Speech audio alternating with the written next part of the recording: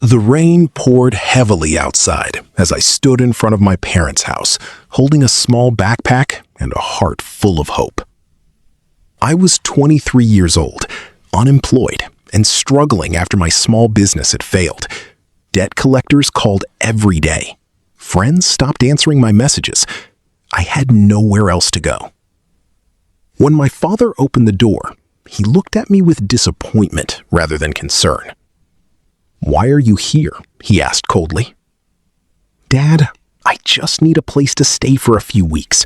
I'll find work, I promise." Before he could answer, my older brother Salman walked into the hallway. "He failed again?" Salman laughed. "I told you he would never amount to anything." Their words stung, but I stayed silent. Then my mother appeared. For a moment, I expected sympathy. Instead, she sighed. "We can't keep supporting you. You're an adult now." I felt my throat tighten. "I'm not asking for money, just a room until I get back on my feet."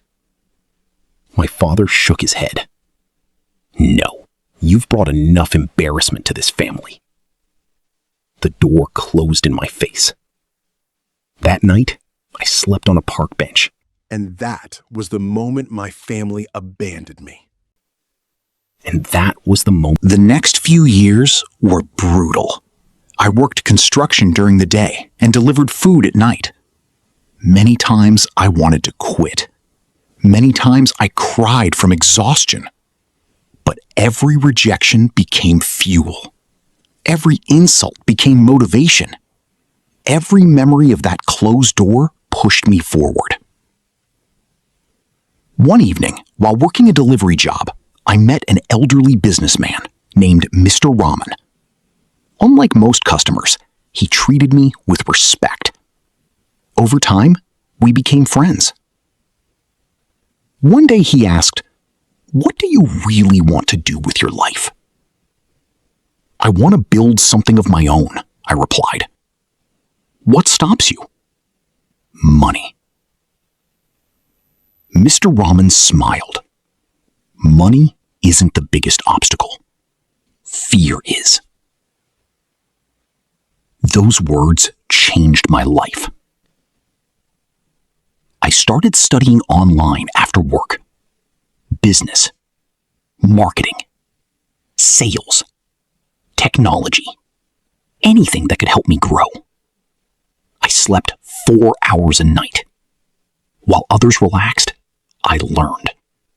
While others complained, I worked. After 2 years, I launched a small software service from my tiny apartment. The first month, I earned only One Saturday morning, my assistant walked into my office. "Sir, there are visitors asking to see you." "Who are they?" She hesitated. "Your family." I froze. After 7 years, they had finally returned. When I entered the meeting room, everyone stood up. My father, my mother, my brother, the same people who had turned me away. But now, their faces looked different. Not proud, not loving, hopeful, almost desperate. My mother smiled nervously. "Beta, we've missed you." I stared at her silently. Missed me?